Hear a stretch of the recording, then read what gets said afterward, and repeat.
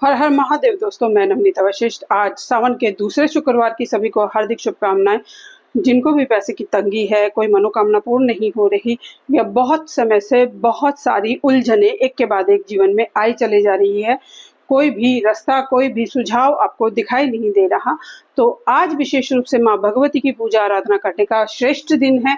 आज माँ भगवती को प्रसन्न करने के लिए आप मंजरी, जो तुलसी जी की मंजरी होती है, जो येलो कलर की होती है और उसमें सीड्स होते काले रंग के, उस मंजरी को आपको जल में डालकर उस जल से आपको बाबा भोलेनाथ का अभिषेक करना है।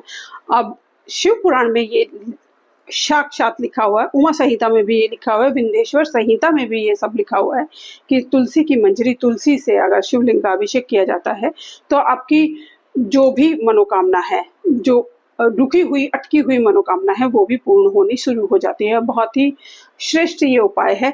कई जगह पर, क्योंकि कथा आगे ऐसी भी बढ़ती है कि जब वृंदा का शीर हरण भगवान विष्णु ने कर दिया था, तो शंखचूड़ को मृत्यु प्राप्त हो गई थी, तो शंख और मंजरी निषेध कहा गया है उस अध्याय में कि शिवलिंग पर नहीं चढ़ती। जब सभी देव देवताओं ने वंदना से माफी मांगी तो उन्होंने ये विशेष बोला था कि जो भी किसी विशेष विपदा में, विशेष परेशानी में मेरा अभिषेक शिवलिंग के साथ करेगा, शिवलिंग पर मुझे चढ़ाएगा, तो उसकी वो सभी मनोकामनाएं भी पूर्ण हो जाएंगी।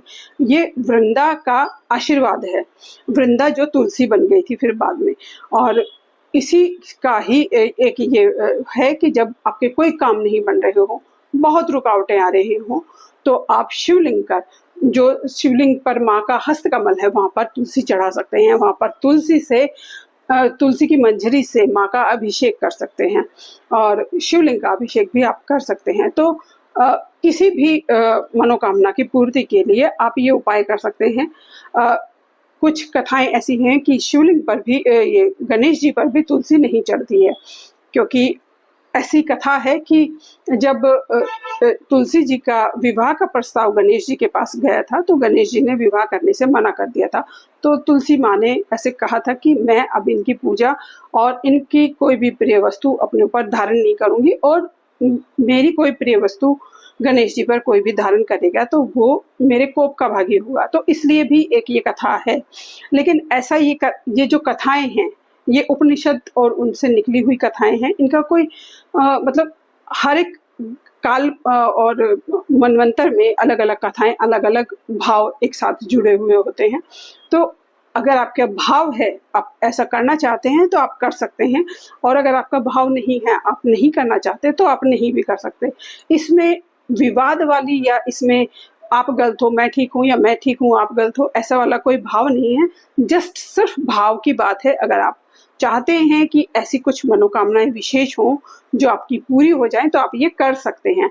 हाँ, पर ये अवश्य मैं कहूंगी कि जो तुलसी का बेड़ा है, उसके अंदर सिर्फ शालिग्राम ही पार्थिव लिंग में पत्थर के रूप में रखे जाते हैं, शिवलिंग वहां पर नहीं रखे जाते।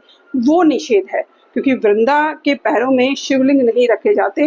वो कान्हा जी के आराध्य हैं और विष्णु जी के आराध्य हैं, तो वो वृंदा की जड़ों में या पैरों में नहीं रखे जाते। शालिग्राम उसकी जड़ों में और मिट्टी में रखे जा सकते हैं। तो ये कुछ कथाएं, ये कुछ भाव हैं। अगर आपको विश्वास है तो आप ये उपाय कर सकते हैं, और नहीं है तो ये उपाय नहीं भी कर सकते। इसके अलावा आप दही से शिवलिंग का अभिषेक करें, शहद से शिवलिंग का अभिषेक करें, बहुत ही अचूक आपको इसके लाभ मिलेंगे। तो इनमें से कोई भी उपाय आप कर सकते हैं, ये तीनों भी उपाय आप कर सकते हैं। तो जो भी उपाय करें, भाव से करें, विश्वास से करें। माता रानी का ये दूसरा शुक्रवार जो बहुत ही श्रेष्ठ और बहुत ही प्रिय है, जो सावन में माँ को अति प्रिय है, वो आपके लिए शुभदायी, मंगलदायी हो। इसी भाव और विश्वास के साथ धन्यवाद दोस्तों, नमस्कार।